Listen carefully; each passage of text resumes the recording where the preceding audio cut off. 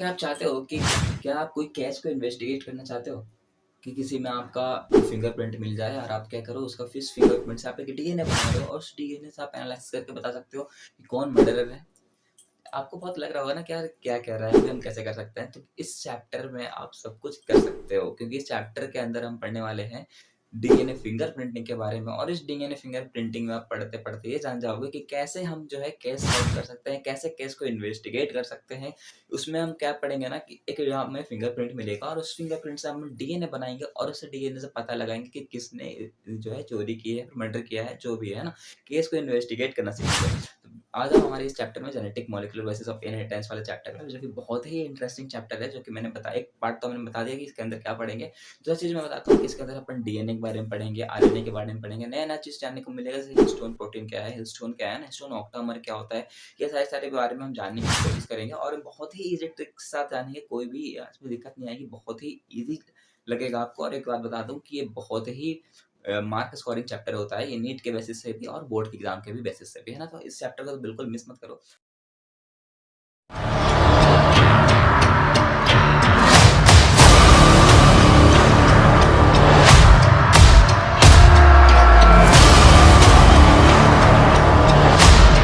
सबसे पहला टॉपिक है न्यूक्लिक एसिड। ठीक है, इस न्यूक्लिक एसिड के अंदर क्या प्रेजेंट होता है? तो डीएनए और आरएनए प्रेजेंट होते हैं। ठीक है, डीएनए और आरएनए प्रेजेंट होते हैं। और ये जो न्यूक्लिक एसिड है वो पॉलीमर ऑफ न्यूक्लियोटाइड्स होता है। कैसा होता है? Polymer of nucleotides. मतलब कि क्या होगा? पॉली का मतलब होता है तीन, मोर देन थ्री। ठीक है, मोर देन थ्री। तो मोर देन थ्री न्यूक्लियोटाइड्स जब मिलते होंगे तब क्या बनता है? एक न्यूक्लिक एसिड फॉर्म होता है। ठीक है, अब मोर देन थ्री तो हो सकता है 4, 5, 6, 7, 50, 100, कुछ भी हो सकता है। ठीक है ना, तो मैं एक्चुअल बता दूं आपको, तो ये 50 से भी प्लस, ठीक है ना, 50 प्लस न्यूक्लियोटाइड जब मिलते हैं ना तब जाके एक न्यूक्लिक एसिड फॉर्म होता है। इसीलिए इसको हम पॉलीमर ऑफ न्यूक्लियोटाइड्स बोलते हैं। अब ये जो न्यूक्लियोटाइड्स होता है ये किससे बनता है? तो न्यूक्लियोसाइड और फॉस्फेट से मिलकर के बनता है। और ये जो न्यूक्लियोसाइड होते हैं ये बनता है शुगर प्लस नाइट्रोजनस बेस से। ठीक है, और ये शुगर होता है, इसके अंदर प्रेजेंट होता है राइबोज और डीऑक्सी राइबोज। अगर आपको याद हो तो जब हमने ये जो मैंने पहला वीडियो बनाया था जेनेटिक्स पे, वो है प्रिंसिपल बेसिस ऑफ इनहेरिटेंस, उसमें हमने ये क्लियर किया था कि जो डीएनए है और आरएनए होता है उसमें एक वर्ड कॉमन होता है, वो है राइबोज। और राइबोज मतलब कि दोनों के अंदर राइबोसोम प्रेजेंट होते हैं। मतलब कि दोनों के दोनों जो है ये जो दोनों के दोनों जो है वो प्रोटीन को सिंथेसिस जरूर करेंगे। ठीक है, अगर आपने वो वीडियो नहीं देखा है तो डिस्क्रिप्शन में वो वीडियो दी हुई है, आप पहले उस वीडियो को जाकर के देखें ताकि आपको इसमें कोई भी प्रॉब्लम नहीं आएगा। ठीक है, अब आते हैं इस वीडियो में। तो ये जो राइबोज है, राइबोज का मतलब क्या है? आरएनए है। ठीक है, डीऑक्सीराइबोज का मतलब क्या हो जाएगा? डीएनए है। तो ये जो शुगर है, शुगर के अंदर क्या क्या प्रेजेंट है? आरएनए भी है और डीएनए भी है। तो हम बोल सकते हैं ना कि ये जो न्यूक्लिक एसिड है उसके अंदर कहीं ना कहीं डीएनए भी प्रेजेंट है और आरएनए भी प्रेजेंट है। ठीक है, अब आता है इस नाइट्रोजन बेस पे। तो ठीक है, नाइट्रोजन बेस जो है ये दो टाइप्स के होते हैं। जो नाइट्रोजन बेस होते हैं ना, ये दो टाइप्स के होते हैं। कौन? एक होता है प्यूरिन्स, एक होता है पायरामिडिन्स। ठीक है, और प्यूरिन्स के अंदर आता है क्या क्या? एजी, और पायरामिडिन्स में आता है टीसीयू। इसके फुल फॉर्म क्या क्या होंगे? ए का मतलब है एजिनिन। ठीक है, सी जी का मतलब होता है ग्वानिन, टी का मतलब होता है थाइमिन, सी का मतलब होता है साइटोसिन, और यू का मतलब, इसको सबसे पहले आइडेंटिफाइड किया था फ्रेडरिच मिशर्स ने। ठीक है, सबसे पहले आइडेंटिफाइड किसने किया था? फ्रेडरिच मिशर ने आइडेंटिफाइड सबसे पहले किया था। और उन्होंने बताया था कि ये जो डीएनए है ये कैसा नेचर का होता है? तो एसिडिक नेचर का होता है। ठीक है, ये जो डीएनए है ये कैसा नेचर का होता है? तो ये एसिडिक नेचर का होता है, ये बताया था फ्रेडरिच मिशर्स ने। लेकिन ये फ्रेडरिच मिशर्स के अलावा दो ऐसे भी साइंटिस्ट थे जिन जो कि डीएनए के बारे में स्टडी कर रहे थे with the help of x-ray. ठीक है, और इनके भी अलावा दो और साइंटिस्ट आए थे बाद में, उनका नाम है वॉटसन एंड क्रिक्स। और इन्होंने ही डीएनए का डबल हेलिक्स मॉडल दिया था। डबल हेलिक्स मॉडल मतलब है कि इन्होंने बताया था कि जो डीएनए होते हैं वो डबल स्टैंडर्ड के होते हैं। ठीक है, सिंगल स्टैंडर्ड नहीं होते हैं, इन्होंने प्रूफ किया था। इसलिए बहुत ही इंपॉर्टेंट है ये दोनों के नाम आप याद रख लेना। ठीक है, अब डीएनए में नाइट्रोजन बेसेस कौन कौन से प्रेजेंट होता है, याद करो हमने थोड़ी देर पहले अभी जस्ट कंप्लीट किया था कि नाइट्रोजन बेस 5 होते हैं, लेकिन डीएनए में सिर्फ 4 प्रेजेंट होते हैं। वो कौन कौन से, तो एटीजीसी। एटीजीसी मतलब कि एजिनिन, थाइमिन, ग्वानिन और एक होता है साइटोसिन, ठीक है। यही 4 प्रेजेंट होते हैं, यूरासिल प्रेजेंट नहीं होता है। ये बहुत इंपॉर्टेंट पॉइंट है कि यूरासिल जो है वो डीएनए में प्रेजेंट नहीं होता है, वो एब्सेंट होता है, ठीक है। अब नेक्स्ट पॉइंट कह रहा है कि ये जो ए है, ए का मतलब क्या है, एजिनिन है, वो थाइमिन से कैसे कनेक्टेड होता है, 2 हाइड्रोजन बॉन्ड के थ्रू कनेक्टेड होता है। किसके थ्रू कनेक्ट होता है, 2 हाइड्रोजन बॉन्ड के थ्रू कनेक्ट होता है। यार आपने केमिस्ट्री में पढ़ा होगा कार्बन कार्बन बॉन्ड, उसमें हम हमेशा बोलते हैं double hydrogen bond, triple hydrogen bond, लेकिन यहाँ पर वर्ड यूज होता है 2 हाइड्रोजन बॉन्ड और 3 हाइड्रोजन बॉन्ड, ठीक है। ऑप्शंस में आपको कंफ्यूज कर दिया जाएगा, कहीं डबल हाइड्रोजन बॉन्ड लिखा हुआ, पर वो ऑप्शन आप टिक मत करना, ठीक है, वो गलत हो जाएगा। और यही क्वेश्चन आया था नीट 2016 में कि ऐसा क्वेश्चन था, ए जो है वो डबल बॉन्डेड टी है। अब ऑप्शन में था कि 2 hydrogen bond, single hydrogen bond, double hydrogen bond या फिर नन ऑफ दिस। अब कंफ्यूज होकर के जो जानता होगा यार उसने तो ऑप्शन सही किया होगा, लेकिन जो नहीं जानते होंगे वो मिस्टेक से क्या कर दिए होंगे, डबल हाइड्रोजन बॉन्ड जरूर कर दिए होंगे, तो उससे गलत हो गया होगा, इसीलिए आप वो गलती दोबारा मत करना। लास्ट पॉइंट कहता है कि ये जो जी और सी है, ठीक है, ये जो जी है और सी है मतलब कि ये जो साइटोसिन है और ये जो ग्वानिन है, ये आपस में कैसे कनेक्टेड रहते हैं, 3 हाइड्रोजन बॉन्ड के थ्रू कनेक्टेड रहते हैं, ठीक है। तो ये डीएनए थोड़ा बहुत तो आपको समझ आ गया होगा, ठीक है। और ये बहुत ही इंपॉर्टेंट है, ठीक है। ये जो है ना, ये नोट में आप जरूर लिखना, और खास करके वो जो नीट की प्रिपरेशन कर रहे हो, ठीक है, उनके लिए बहुत ही ये इंपॉर्टेंट है, बहुत ही ज्यादा इंपॉर्टेंट है, ठीक है। ये जो पॉइंट है यार बहुत इंपॉर्टेंट पॉइंट है, खास करके जो एंट्रेंस एग्जाम की प्रिपरेशन कर रहे हैं वो तो ये पॉइंट को एकदम याद याद कर ही लेना, ठीक है। मैं तो कहूंगा आप पूरा याद कर लेना, ठीक है, ये क्वेश्चंस आते हैं इससे, ठीक है। जैसे कि और इम्पोर्टेंट तो ये ह्यूमन और ई कोलाई तो इम्पोर्टेंट है यार, ई कोलाई और ह्यूमन का क्वेश्चन जस्ट अभी 2021 में आया है नीट में, ह्यूमन का बेस पेयर पूछा गया था यही। और ये सोचो अगर जिसको याद होगा यार उन्होंने ही कंप्लीट किया होगा, वरना ये क्वेश्चन ऐसे ही छोड़ दिया होगा। सोचो सोचो यार 4 नंबर का क्वेश्चन था ये, ह्यूमन के बेस पेयर कितने होते हैं, तो याद रखना 6.6 इंटू 109 बेस पेयर प्रेजेंट होता है, ठीक है। ये बहुत इंपॉर्टेंट है ये चारों, प्लीज याद कर लेना, ठीक है। हम आगे बढ़ते हैं। यहाँ जेनेटिक कोड होगा, एक्चुअली यहाँ एम लिख दिया गया, मैं इसको सुधार दूंगा। जेनेटिक कोड आप आते हैं, ठीक है। हमने अभी पढ़ा है कि ये जो डीएनए है, डीएनए के अंदर कितने बेसेस प्रेजेंट है, 4 नाइट्रोजन बेस प्रेजेंट होते हैं, ठीक है ना, एटीजीसी, ये हमने अभी क्लियर किया है, ठीक है। तो यहाँ पर कितने बेस लिखा हमने, देखो लिखा भी है ना, 4 नाइट्रोजन बेस प्रेजेंट होते हैं, ठीक है। लेकिन इसके अलावा 20 एमिनो एसिड भी प्रेजेंट होते हैं, ठीक है। 4 बेसेस होते हैं और 20 एमिनो एसिड होते हैं, ठीक है। और 64 कोडोन होते हैं, कितने कोडोन होते हैं, 64 कोडोन प्रेजेंट होते हैं। आपको ये याद रखने का ट्रिक बताता हूँ, जैसे कि 4 नाइट्रोजन बेस हैं। अब आप सोचो कि आप 4 का कितना पावर करोगे कि ये जो 20 एमिनो एसिड है उसको आप कवर कर पाओ। जैसे कि देखो 4 है, ठीक है, 4 का पावर अगर आप 2 लिखते हो तो कितना हो जाएगा, 4 टू द पावर 2 मतलब क्या हो जाएगा, 16 हो जाएगा। मतलब कि अभी भी हम आप जो है ये इसमें से 4 एमिनो एसिड बच जाएंगे, कवर नहीं कर पा रहे हैं, तो हमें क्या करना पड़ेगा, 4 का पावर 3 कर दो। तो 4 का पावर आप 3 करोगे तो कितने कोडोन मिलेंगे आपको, 64 कोडोन मिलेंगे। तो इस तरह से आप याद रख सकते हो कि 4 नाइट्रोजन बेस प्रेजेंट होता है, 20 एमिनो एसिड प्रेजेंट होते हैं और 64 कोडोन जो है वो प्रेजेंट होता है, ठीक है। जिसमें कि 61 कोडोन जो होते हैं वो वो जो होते हैं कोडिंग के लिए होते हैं, और 3 कोडन ऐसे हैं जिसको हम कहते हैं स्टॉप कोडन। अब वो 3 कोडन कौन कौन से हैं, तो यूजीए, यूएजी और यूएए। इसका ट्रिक है उल्लू गया आया, उल्लू आ गया और उल्लू आया आया, ठीक है। इसका ट्रिक है, बहुत ही इजी ट्रिक मैंने बनाया है, अगर आपको अच्छा लगे तो आप इसको याद कर लेना, ठीक है। यार 64 कोडन में से 61 कोडन ऐसे हैं जो कोडिंग का काम करेंगे और 3 कोडन ऐसे होते हैं जो स्टॉप कोडन का काम करते हैं, ठीक है ना, यूजीए, यूएजी और यूएए, ठीक है। और ये जो ए यूजी है, ठीक है, ए यूजी है, ये इसको कहते हैं हम स्टार्टिंग कोडन, ठीक है। AUG मतलब अगस्त समझ लेना, ठीक है। आपको अगर याद रखना कि अगस्त जो होता है वो स्टार्टिंग कोडन होता है, आप ऐसे याद कर सकते हो, ठीक है। तो AUG जो है वो स्टार्टिंग कोडन है, और ये जो होते हैं ये स्टॉप कोडन होते हैं। ये तो आप बिल्कुल भी मत भूलना, ठीक है। स्टार्टिंग कोडन और स्टॉप कोडन तो यार बिल्कुल भी मत भूलना। तो ये जो AUG है वो स्टार्टिंग कोडन होता है, जो कि कोड करता है किसके लिए, मिथ्योनिन के लिए। किसके लिए कोड करता है, मिथ्योनिन के लिए कोड करता है, ठीक है। और ये जो कोडोन होता है ये एक रीड करता है तो कंटिन्यूअस मैनर में रीड करता है, मतलब कि कोई पंक्चुएशन नहीं करता। जैसे कि मान लेते हैं कि ये जो कोडोन है, ठीक है, यहाँ एक पॉइंट है और ये पॉइंट है, ये स्टार्टिंग कोडोन हो गया, ठीक है, और ये एंड कोडोन हो गया, ठीक है। तो ये जो कोडिंग स्ट्रेन होगा ना, ये सीधा जाएगा, मतलब कि कोई पंक्चुएशन नहीं करेगा। ऐसा नहीं कि यहाँ तक आया और डॉट छोड़ दिया फिर यहाँ से कंप्लीट करके यहाँ तक गया, ऐसा नहीं होता है, ठीक है।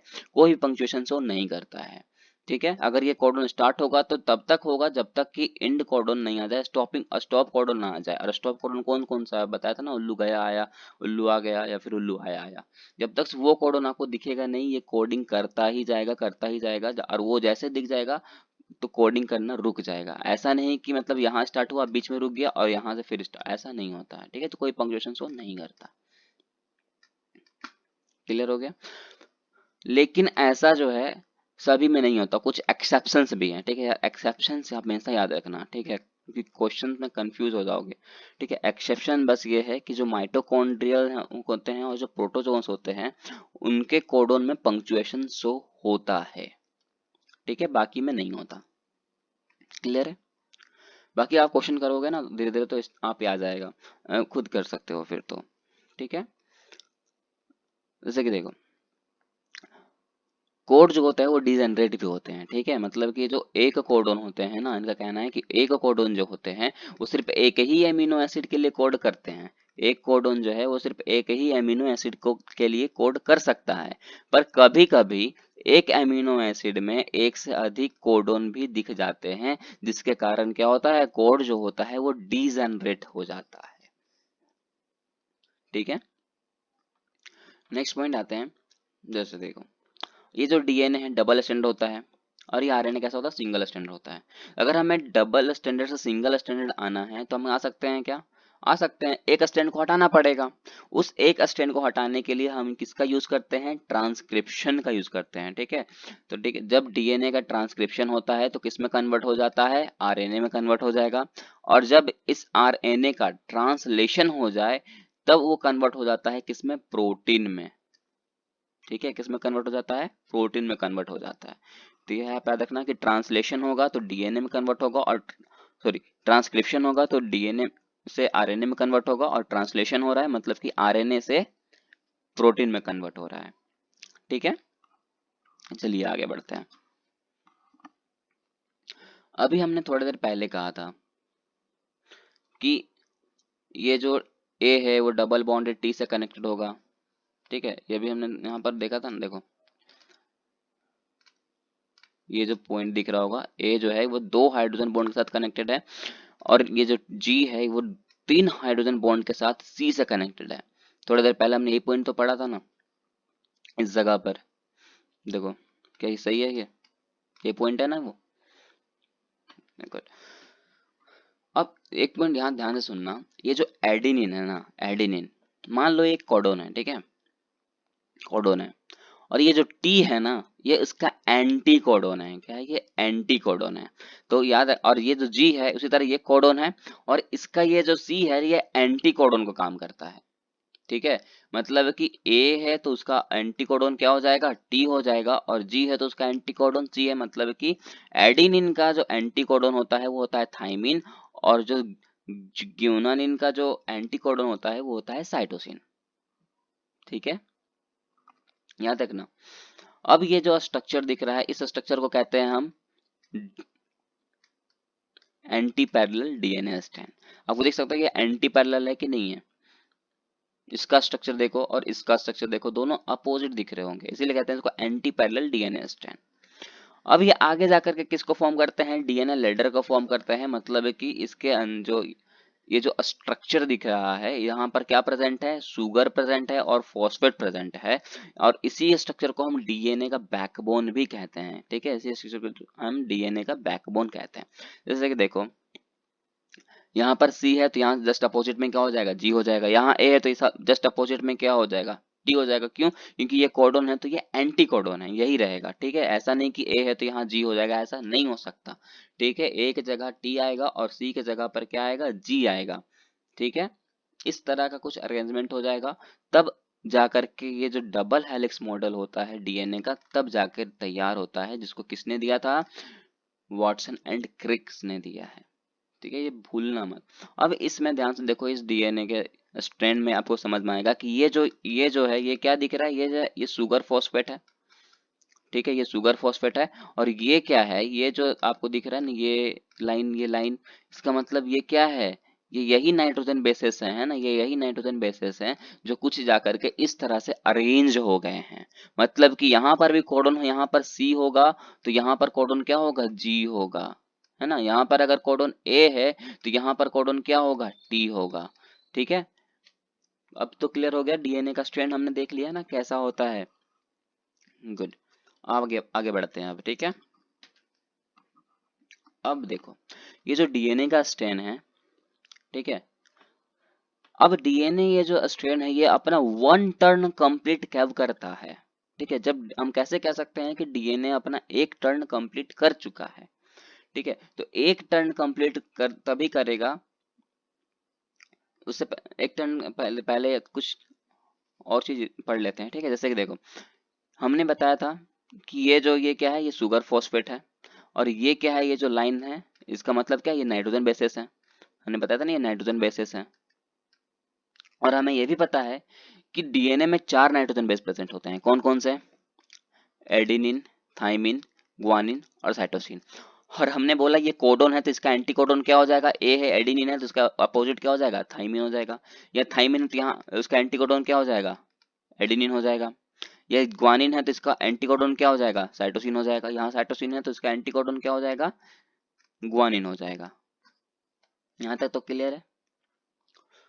चलो ठीक है, अब देखो यहाँ पर पॉइंट क्या कह रहा है कि दो बेसिस डिफरेंस, मतलब कि दो नाइट्रोजन बेस के बीच का जो डिफरेंस है, मतलब एक ये बेस और एक ये बेस, ठीक है, इस दोनों के बीच का ये जो डिफरेंस है ये कितना का होता है, तो 3.4 एम्पियर का होता है। ये दोनों बेसिस के बीच का जो डिफरेंस होगा वो भी कितना होगा, 3.4 एम्पियर का होगा। ये दोनों बेसिस के बीच का डिफरेंस कितना होगा, 3.4 एम्पियर का होगा। ये दोनों बेसिस के भी बीच का डिफरेंस कितना होगा, 3.4 एम्पियर ही होगा। ठीक है, और क्या दूसरा पॉइंट कह रहा है कि जो दो स्ट्रेन्स है, स्ट्रेन मतलब कि एक ये स्ट्रेन और एक ये स्ट्रेन, हम बोलते हैं ना सिंगल स्ट्रेन और ये सिंगल स्ट्रेन, दोनों मिल करके ही तो बना है डबल स्ट्रेन।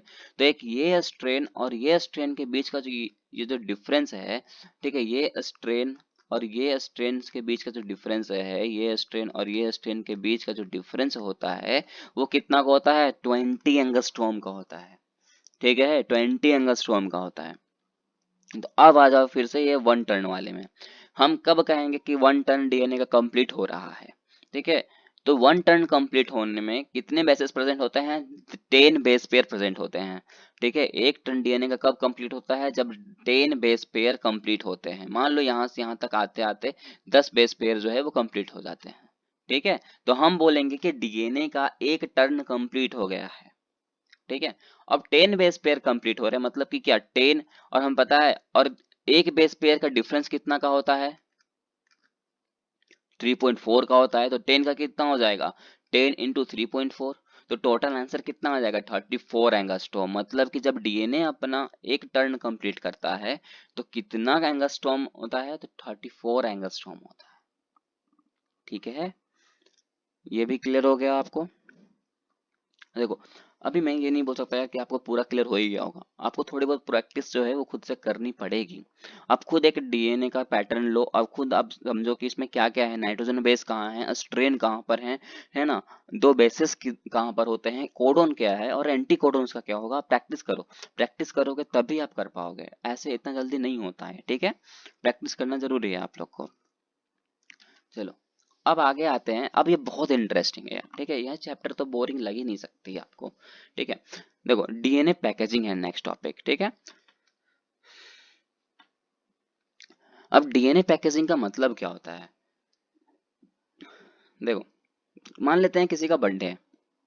आप किसी को गिफ्ट देते हो तो ऐसा तो नहीं है ना कि अरे यार कुछ 10 रुपए का चीज लिया और डायरेक्ट दे दिया उसे।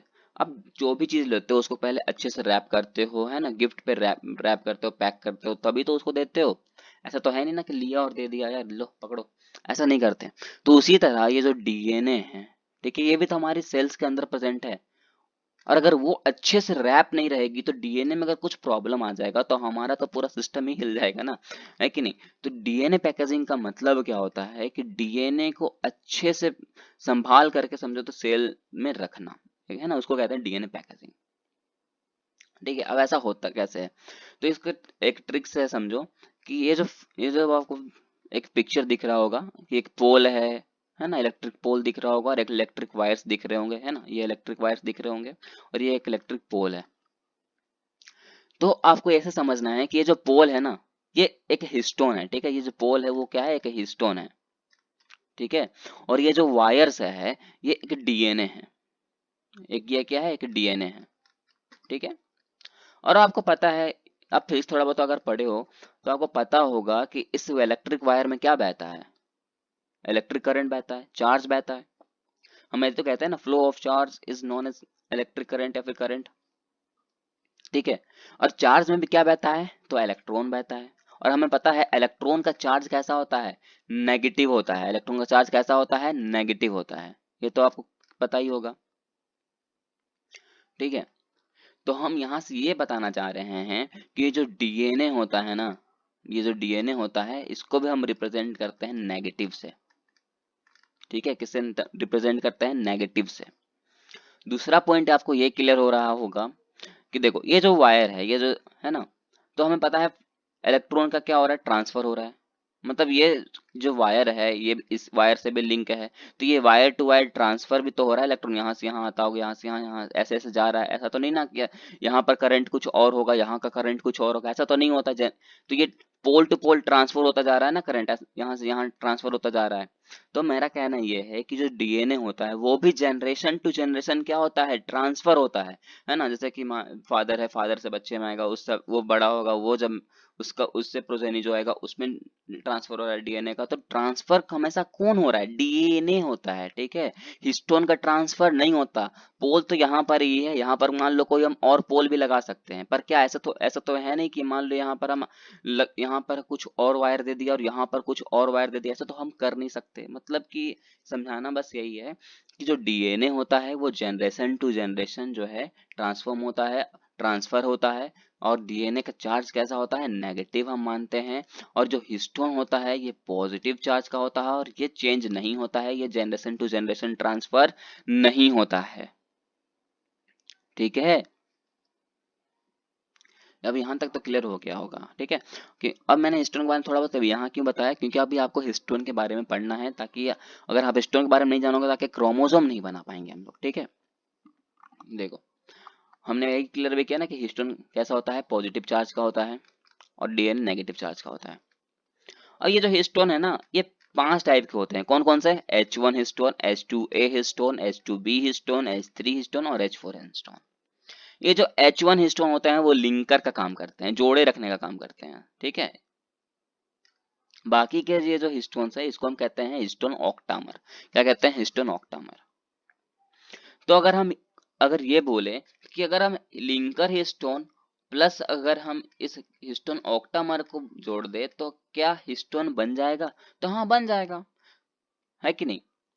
लिंकर हिस्टोन का मतलब क्या, H1, और हिस्टोन ऑक्टामर का मतलब भी तो है H2A, H2B, H3 और H4। तो अगर हम इस दोनों को मिला दे तो क्या एक हिस्टोन कंप्लीट नहीं होगा, बन जाएगा, ठीक है। और उसी हिस्टोन में हम क्या कर रहे हैं कि 200 बेस पेयर का डीएनए मिला रहे हैं। क्या मिला रहे हैं, 200 बेस पेयर का डीएनए है, उसको हमने मिला दिया।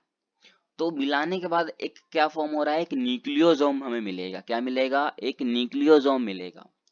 और जब 6 न्यूक्लियोसोम मिलता है तो जाकर के एक सोलेनोइड फॉर्म होता है। जब 6 न्यूक्लियोसोम मिलता है तो तब जाकर एक सोलेनोइड का फॉर्मेशन होता है। और बहुत सारे सोलेनोइड, ठीक है ना, बहुत सारे सोलेनोइड जब मिलते हैं तब जाकर के क्या मिलता है, हमें 2 क्रोमेटिड मिलता है, ठीक है। और हमें पता है कि सॉरी 2 क्रोमेटिड नहीं, मतलब 1 क्रोमेटिड मिलता है।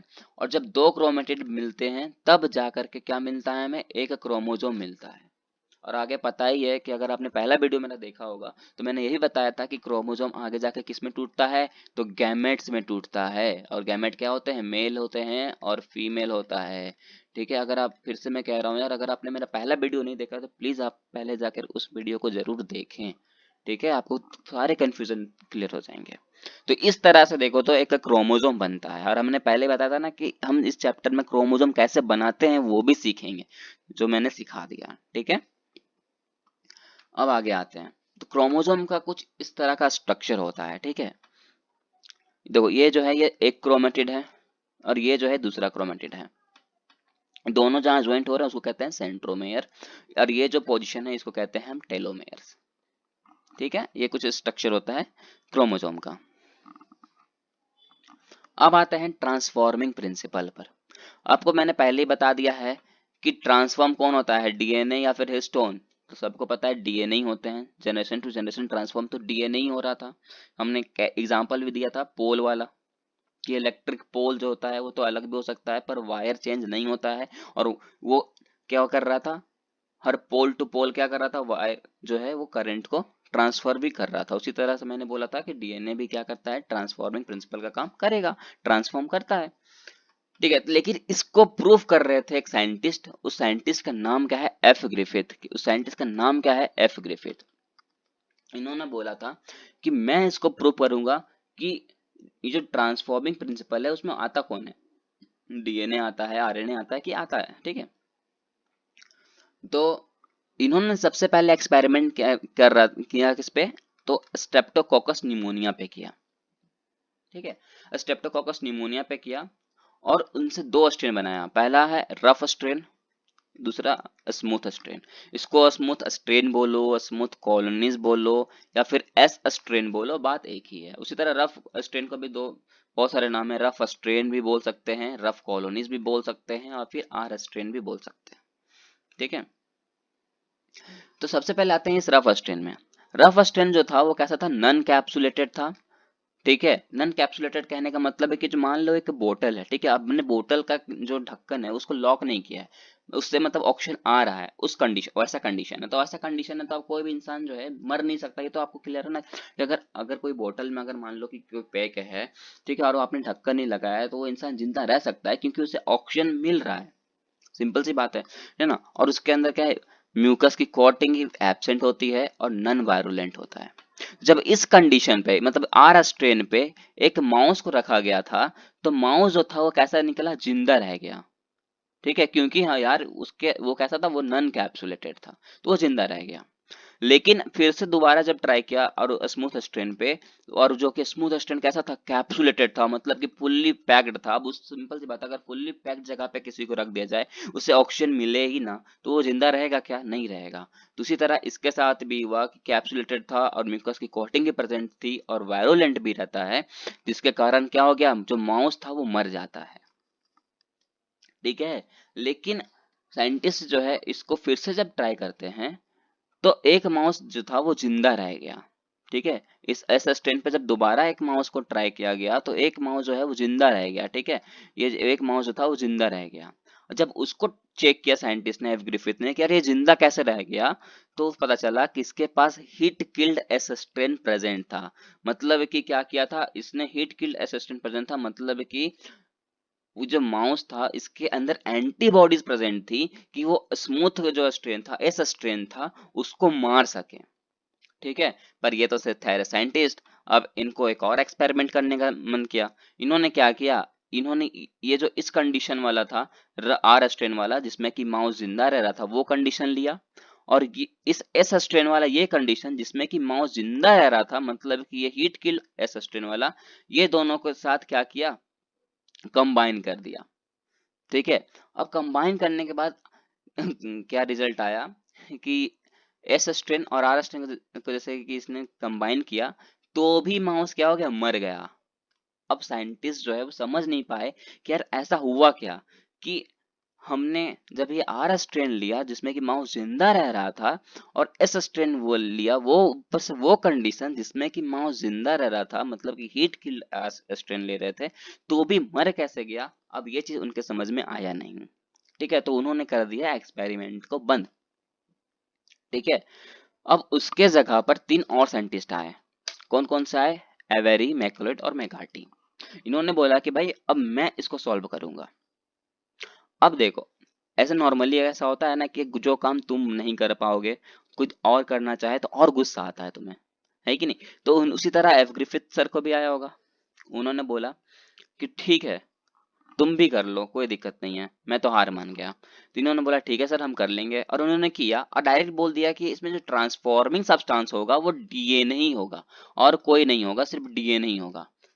अब एफ ग्रिफिथ सर बोले ये कुछ भी, मतलब तुम मेरे को बताओ भाई, मैं नहीं मान सकता, ठीक है, तुम मुझे एक्सपेरिमेंटली प्रूफ दो। तो उन्होंने तीनों ने बोला कि ठीक है, हम तुम्हें एक्सपेरिमेंटली प्रूफ भी देंगे।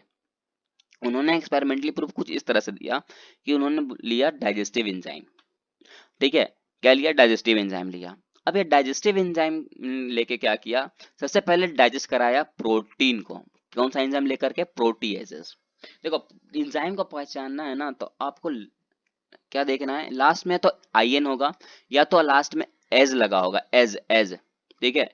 एज एज लगा है मतलब आप बता सकते हो कि एक एंजाइम है, ठीक है। और मजे की बात यह है कि एज के पीछे, ठीक है, जैसे कि एज है, इसके पीछे जो भी वर्ड है ना, ये जो वर्ड है ना, ये इसको डिनोट करता है कि किसके लिए एंजाइम है।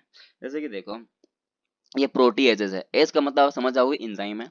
प्रोटीन समझ याद आएगा कुछ है कि प्रोटीन, तो समझ जाना कि ये प्रोटीन के लिए एंजाइम है। और एंजाइम का काम क्या होता है? तो रिएक्शन को फास्ट करना, ठीक है। और ऊपर से डाइजेस्टिव एंजाइम मतलब कि इसको डाइजेस्ट करा देगा, खत्म कर देगा, तोड़ देगा। उसी तरह ये आरएनए आ जाओ, तो ये आरएनए है मतलब कि किसके लिए एंजाइम है? आरएनए, आरएनए के लिए एंजाइम है। ये डीएनए है मतलब किसके लिए एंजाइम है? डीएनए के लिए एंजाइम है, ठीक है। ये ये तो क्लियर हो गया होगा आपको। तो अब क्या हुआ, जब इन्होंने प्रोटीन का डाइजेस्ट करा दिया प्रोटीनेजेस के एंजाइम के प्रेजेंस में, तो भी देखा कि ट्रांसफॉर्मिंग प्रिंसिपल तब भी हो रहा है, मतलब तब भी जो है, अगर हम आर स्ट्रेन और एस स्ट्रेन को लेंगे तो माउस जो है वो जो था कि मर जा रहा था, ठीक है। फिर क्या किया साइंटिस्ट ने? आरएनए को, आरएनए लिया और आरएनए का डाइजेस्ट करा दिया, मतलब कि तोड़ दिया। तो भी क्या देखा कि तो भी ट्रांसफॉर्मिंग प्रिंसिपल काम कर ही रहा था, मतलब ऐसा तो अब भी है कि कुछ तो कुछ ऐसा था उसमें जो अभी भी जनरेशन टू जनरेशन ट्रांसफॉर्म हो ही रहा था।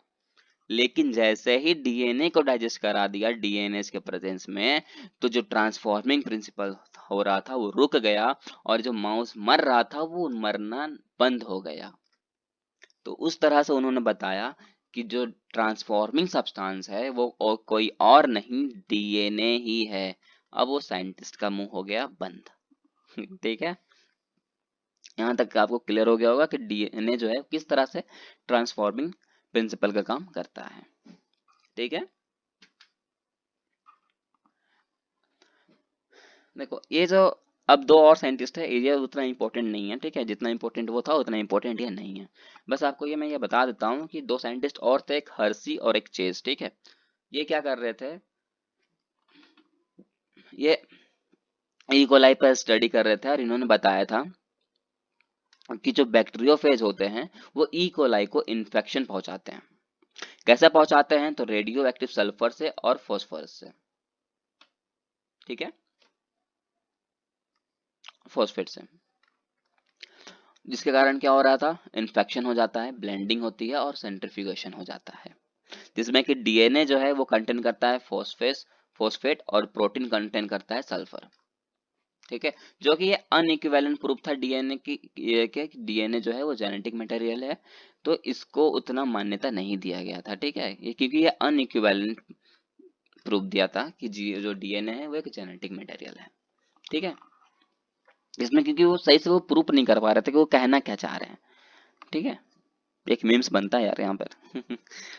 ठीक है, तो अब आते हैं जेनेटिक मटेरियल पे, ठीक है।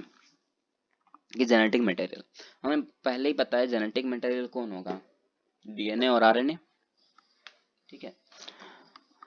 अब डीएनए और आरएनए में से भी बेस्ट कौन होता है, ठीक है, तो वो पहले क्लियर करते हैं। रेप्लिकेशन की बात करो तो रेप्लिकेशन डीएनए भी कर सकता है और आरएनए भी करता है, ठीक है। अब बात करो कि केमिकली स्टेबल और स्ट्रक्चरली स्टेबल ज्यादा कौन होता है, डीएनए या आरएनए? तो डीएनए जो है वो केमिकली और स्ट्रक्चरली ज्यादा बैलेंस्ड होता है, ज्यादातर स्टेबल होता है।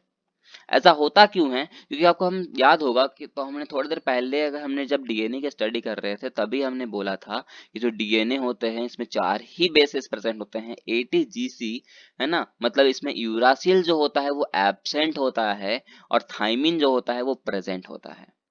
हम ठीक है, ये तो मैंने बताया था ना। तो इसीलिए क्या होता है कि जो डीएनए है वो ज्यादातर अपने आप को स्टेबल रख सकता है।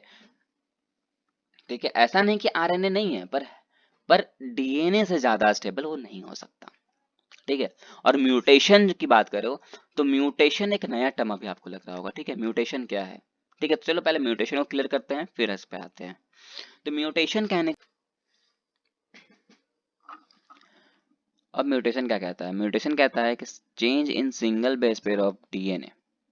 चलो पहले थोड़ा इसका ब्रीफली पढ़ लेते हैं। ठीक है, देखो, जैसे कि ये एक नाइट्रोजन बेसिस है, हम पता है डीएनए में 4 बेसिस प्रेजेंट होते हैं, एटीजीसी, एटीजीसी। ठीक है, तो हम कैसे पता कर सकते हैं कि यार ये डीएनए का ही कोडोन है, आरएनए का नहीं है?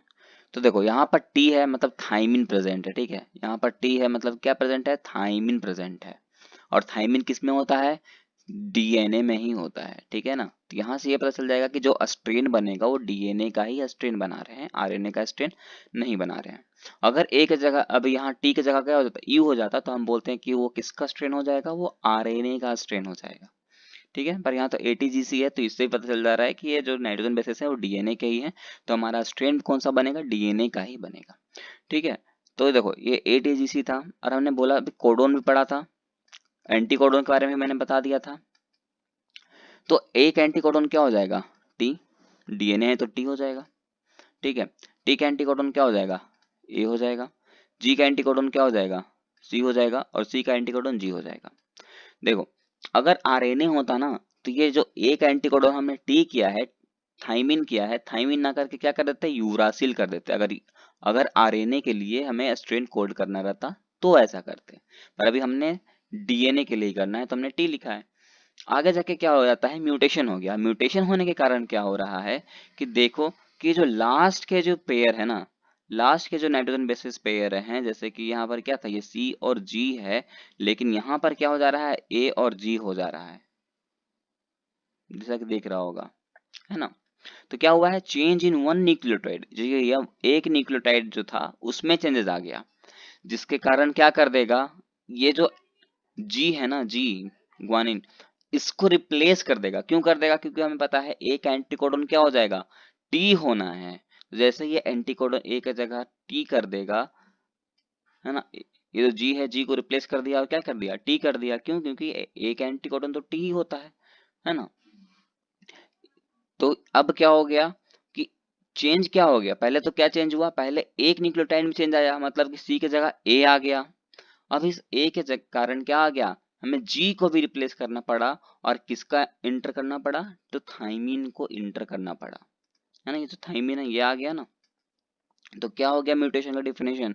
कि change in one base pair of DNA. देख ही सकते हो एक बेस पेयर चेंज हो गया कि नहीं हो गया? वही डेफिनेशन कहता है कि change in one base and single base pair of DNA is known as mutation. कि अगर डीएनए का अगर सिंगल बेस पेयर में चेंज हो जाता है तो उसको हम कहते हैं म्यूटेशन। और वो कैसे होता है? डायरेक्ट एक ही बार होता है क्या? नहीं, पहले तो एक न्यूक्लियोटाइड में चेंज आता है, जिसके कारण क्या होता है? एक पूरा बेस पेयर खराब हो जाता है। ठीक है, उसको कहते हैं म्यूटेशन। अब म्यूटेशन भी दो तरह के होते हैं, एक होता है पॉइंट म्यूटेशन, एक होता है फ्रेम शिफ्ट म्यूटेशन। ठीक है, पॉइंट म्यूटेशन और फ्रेम शिफ्ट म्यूटेशन में डिफरेंस क्या है? पॉइंट म्यूटेशन कहता है कि जैसे कि मान लो कि यहाँ पर कोई बेसिस प्रेजेंट है, जैसे कि एग्जांपल लिया गया है A B A B A B A B ऐसा लिखा हुआ है। ठीक है, मान लो कि किसी एक में प्रॉब्लम हो गया, जैसे ए बी है, ए बी है, ए बी, फिर ए बी रिटर्न हो रहा था। तो मान लो कि एक जो यहाँ ये जो जीन था इसमें प्रॉब्लम हो गया, एक डीएनए में क्या होगा? डीएनए के जो बेसिस था उसमें प्रॉब्लम हो गया हो, तो उसको कहेंगे पॉइंट म्यूटेशन। और फ्रेम शिफ्ट म्यूटेशन का कहना है कि जैसे कि मान लो कोई सीक्वेंस चल रहा है, A B A B A B A B sequence चल रहा हो, और और कोई नया सीक्वेंस, ठीक है, कोई एक नया बेस पेयर, कोई एक नया नाइट्रोजन बेस का एंट्री हो जाए, या फिर कोई नया बेस एंट्री हो जाए या तो कोई घट जाए, मतलब कोई एडिशन हो जाए या किसी का सब्ट्रैक्शन हो जाए, तो उसको कहेंगे फ्रेम शिफ्ट म्यूटेशन। जैसे कि देखो ए बी यहाँ चल रहा था, मान लेते हैं कि यहाँ कोई नया ही एक न्यूक्लियोटाइड आ जाए, जैसे कि ए आ जाए मान लेते हैं, तो ये कौन सा म्यूटेशन हो जाएगा, फ्रेम शिफ्ट म्यूटेशन हो जाएगा। और मान लो ये ए बी में क्या हो गया कि ये ए ही गायब हो जाए, ये ए गायब हो जाए, तो हम कहेंगे फ्रेम शिफ्ट म्यूटेशन हो गया। सिंपल है, ठीक है। और ये इस म्यूटेशन का सबसे अच्छा एग्जांपल है हमारे सुपरस्टार ऋतिक रोशन जी का। ये जो फिंगर देख रहा हो, ये कैसा फिंगर हो गया, देखो यहाँ 6 फिंगर है, ठीक है ना, टोटल इनके कितने फिंगर है, 6 फिंगर है। ऐसा कैसे हुआ है, तो म्यूटेशन का ही कारण हुआ है, ठीक है। और ये मैंने फर्स्ट वीडियो में बहुत अच्छे से बताया है, अगर आप नहीं देखे तो प्लीज रिक्वेस्ट कर रहा हूँ कि वो वीडियो जरूर देख लेना, उससे आपको बहुत कुछ क्लियर हो जाएगा यार, ठीक है। चलो, तो म्यूटेशन क्लियर हो गया आपको। अब वापस आते हैं हमारे जेनेटिक मटेरियल में। तो ये जो म्यूटेशन होता है ना, डीएनए में ज़्यादा अच्छे से होता है और आरएनए में कम अच्छे से होता है। मतलब कि हमें ज़्यादा वेरिएशन किस में दिखेगा, डीएनए में दिखेगा। इसीलिए हम कहेंगे कि ज़्यादा अच्छा जेनेटिक मटेरियल हमारा कौन होगा, डीएनए होता है, क्योंकि वो केमिकली और स्ट्रक्चरली स्टेबल भी होता है, रेप्लिकेशन भी करता है और म्यूटेशन भी ज़्यादा हो सकता है। लेकिन एक कमी है डीएनए में, वो क्या है कि वो खुद को अपन एक्सप्रेस नहीं कर पाता है, ठीक है, खुद को एक्सप्रेस नहीं कर पाता है। और खुद को सब अच्छा से एक्सप्रेस कौन करता है, ये आरएनए कर पाता है, ठीक है। बस एक यही कमी है डीएनए में, बाकी सारा अच्छाई जो है वो डीएनए में ही छुपा है, ठीक है। इसीलिए हम बोलते हैं ज्यादा अच्छा जेनेटिक मटेरियल कौन है, तो डीएनए है, ठीक है। और डीएनए जो है ये स्टोरेज का काम करता है, तो इसमें ज्यादा चीज हम स्टोर करके रख सकते हैं, और आरएनए में है कि हम ज्यादा चीज स्टोर करके नहीं रख सकते हैं, ठीक है। तो ये आपको क्लियर हो गया होगा। अब जेनेटिक मटेरियल म्यूटेशन भी क्लियर कर लिया हमने। इसमें क्या करना है आपको, देखो ये आर है, ठीक है, आर का मतलब है रिप्रेशर, ठीक है। यहाँ रिप्रेशर ऑफ एमआरएनए है। ये रिप्रेशर क्या कर रहा है कि यहाँ ऑपरेटर पे जाकर के, ठीक है, ये जो यहाँ पर ऑपरेटर है, इस ऑपरेटर में जाकर क्या कर रहा है, ये बाइंड कर जा रहा है। और बाइंड कर जाने के कारण क्या कर रहा है, ये आगे का प्रोसेस जो है ये होने नहीं दे रहा है, इनकम्प्लीट कर दे रहा है। तो आगे का प्रोसेस होने नहीं दे रहा है, जिसके कारण जो ट्रांसक्रिप्शन है ये रुक जा रहा है, ट्रांसक्रिप्शन जो है ये रुक जा रहा है, ट्रांसक्रिप्शन को आगे होने नहीं दे रहा है। अगर हमें ट्रांसक्रिप्शन को करवाना है तो हमें इस रिप्रेशर को रोकना होगा कि ये ऑपरेटर तक ना पहुंचे, ठीक है। तो ऐसा करने के लिए हम क्या करते हैं, तो ये जो रिप्रेशर है ना, रिप्रेशर में आ जाता है एक इंड्यूसर, ठीक है। और इंड्यूसर कुछ इस तरह से इस पे चिपक जाता है, और इंड्यूसर जो है इस तरह से कुछ चिपक जाता है, जिसके कारण ये जो प्रेशर है ये ऑपरेटर तक पहुंच नहीं पा रहा। अब ऑपरेटर तक ये पहुंचेगा नहीं, तो हमारा आगे का जो प्रोसेस है, आगे का जो प्रोसेस है ये आराम से कंप्लीट होगा, आराम से कंप्लीट हो जाएगा। तो जब ये आगे का प्रोसेस कंप्लीट हो जाएगा, मतलब कि ट्रांसक्रिप्शन का प्रोसेस भी आगे बढ़ जाएगा, ठीक है। तो इसमें बस ये सीखना था कि ट्रांसक्रिप्शन का प्रोसेस को रोक कौन रहा है और प्रॉब्लम कौन कर रहा है, ठीक है। तो हमने देखा ना कि प्रॉब्लम कौन कर रहा था, ये प्रेशर ही कर रहा था, जो कि इस ऑपरेटर में जाकर के बाइंड कर जा रहा था। देखो ये पॉइंट भी यहाँ लिखा हुआ है, ठीक है। तो ये बाइंड कर रहा था, जिसके कारण ही ट्रांसक्रिप्शन का प्रोसेस नहीं हो रहा है। ट्रांसक्रिप्शन का प्रोसेस नहीं होगा तो डीएनए जो है आरएनए में कन्वर्ट नहीं कर पाएगा, ठीक है। ठीक है, अब ये जो 4 आपको दिख रहे हैं, ये मान लो एक कोडोन है, ठीक है। अब कोडोन का काम क्या है, कोडिंग करना, ठीक है। अब यहाँ पर आपको देख के बताना है कि ये हम किसका कोडिंग कर रहे हैं, डीएनए के लिए कोडिंग कर रहे हैं या आरएनए के लिए कोडिंग कर रहे हैं। तो देखो पहचानना बहुत ही सिंपल है। यहाँ पर आपको यू दिख रहा है, यू हमने पहले बोल दिया, यू का मतलब क्या होता है, यूरासिल होता है। और यूरासिल किस में प्रेजेंट होता है, आरएनए में प्रेजेंट होता है। तो ये देख के बता दे सकते हैं कि हम किसका स्ट्रेन बना रहे हैं, आरएनए का स्ट्रेन बना रहे हैं। और आरएनए का स्ट्रेन बनेगा तो कैसा बनेगा, एक सिंगल स्ट्रैंड बनेगा, ठीक है। और अगर हमें डीएनए का बनाना पड़ता तो कैसे बनाता, डबल स्ट्रैंड बनता, ऐसा कुछ बनता। और डीएनए का बनेगा तो एक ऊपर में भी इसी तरह कोडोन लिखना पड़ेगा हमें, ठीक है। तो इसे देख के ये तो पता चल जा रहा है कि हम कोडिंग किसका कर रहे हैं, आरएनए का कोडिंग कर रहे हैं। अब इसमें देखो, अब यहाँ हमने कोडिंग जो पढ़ रहा था, तो कोडोन हमने जब पढ़ा था तो उसमें हमने बोला था कि एक स्टार्ट कोडोन होता है, स्टॉप कोडोन होता है। तो ये कोडोन किस तरह है, यूजीए। आपको ट्रिक भी बताया था मैंने, उल्लू आया आया, उल्लू गया आया, या फिर उल्लू आ गया। तो वो जो था वो तीनों कैसे थे, स्टॉप कोडोन काम कर रहे थे। और यहाँ पर क्या है, उल्लू गया आया है, मतलब ये कैसा कोडन है, स्टॉप कोडन है। मतलब ये क्या करेगा, ये रुक, यहाँ पर कोई कोडन काम नहीं कर रहा है, मतलब ये कोडिंग नहीं करेगा। तो कोडन स्टार्ट कहाँ से होगा, ये देखो ये रहा हमारा स्टार्टिंग कोडन, ए यू जी, हमने बोला था ना ए यू जी जो होता है कैसा होता कोडन होता है, स्टार्टिंग कोडन होता है। और ये कोड किसके लिए करता है, तो मिथ्यूनिन के लिए करता है। तो यहाँ से हमारा कोडिंग स्टार्ट हो गया, देखो ये स्टार्ट होगा। अब आगे जैसे बढ़ रहे हैं तो दूसरा कोडन आता है जी यू ए। तो ना तो ये स्टार्टिंग कोडन है और ना ही ये स्टॉप कोडन है, मतलब हमारा कोडिंग अभी भी जारी रहेगा, ऐसे चलता जाएगा चलता। लेकिन यहाँ जैसे आएंगे तो ये कोडन क्या है, यू ए ए, मतलब उल्लू आया आया, ये कैसा कोडन हो जाएगा, स्टॉप कोडन हो जाएगा। तो बोलेगा ये अब बहुत कोडिंग कर लिया, यहाँ के रुक जाओ। तो जो भी हमारा कोडिंग होगा वो कहाँ तक के लिए होगा, ए यू जी से स्टार्ट हो रहा है और जी यू ए पे यहाँ जाकर खत्म हो जाएगा। ठीक है, तो इसी तरह से कोडिंग हमें करनी। तो अब आते हैं आरएनए पॉलीमरेज पे, ठीक है। अब आरएनए पॉलीमरेज जो होता है वो दोनों प्रेजेंट होता है, प्रोकैरियोट्स में भी अदरवाइज यूकैरियोट्स में भी। दोनों में डिफरेंस ये है कि यूकैरियोट्स में जो आरएनए पॉलीमरेज होते हैं वो 3 टाइप्स के प्रेजेंट होते हैं और प्रोकैरियोट्स में सिर्फ 1 टाइप के प्रेजेंट होते हैं, ठीक है। 1 टाइप के, जैसे कि इसमें रिसीवर आरएनए है, ट्रांसफर आरएनए है और मैसेंजर आरएनए है। इसमें क्या है, रिसीवर आरएनए है, मैसेंजर आरएनए भी है और एचएनआरएनए भी है। एचएनआरएनए का फुल फॉर्म होता है हेट्रोजेनस न्यूक्लियर आरएनए, और ये हेट्रोजेनस न्यूक्लियर आरएनए को ही हम क्या कहते हैं, प्री मैच्योर आरएनए भी कहते हैं। अब प्री मैच्योर आरएनए का मतलब क्या हुआ, प्री मैच्योर आरएनए का मतलब होता है, प्री का मतलब क्या होता है, पहले, मतलब आरएनए बनने से पहले, ठीक है। आरएनए बनने से पहले क्या बनना पड़ेगा, एचएनआरएनए बनता है, ये बता रहा है ये, इसीलिए हम इसको कहते हैं प्री मैच्योर आरएनए। और इसको हम प्राइमरी ट्रांसक्रिप्ट बोलते हैं। प्राइमरी ट्रांसक्रिप्ट क्यों कहते हैं, देखो अगर तो हमने ट्रांसक्रिप्शन का मतलब पढ़ा था कि जब डीएनए से आरएनए में कन्वर्ट होता है तो हम क्या कहते हैं, उसको ट्रांसक्रिप्शन कहते हैं, है ना। तो ट्रांसक्रिप्शन कर क्या रहा है कि डीएनए को आरएनए में कन्वर्ट कर रहा है। और अभी हमने देखा कि आरएनए बनने से पहले किस में कन्वर्ट होना पड़ता है, आरएनए बनने से पहले कन्वर्ट होना पड़ता है एचएनआरएनए में, इसलिए तो हम इसको प्री मैच्योर आरएनए कहते हैं, है ना। तो ट्रांसक्रिप्शन पहले होगा कैसे, किसमें, ये एचएनआरएनए में होगा, तभी तो इससे जाकर के आरएनए बनेगा, है ना।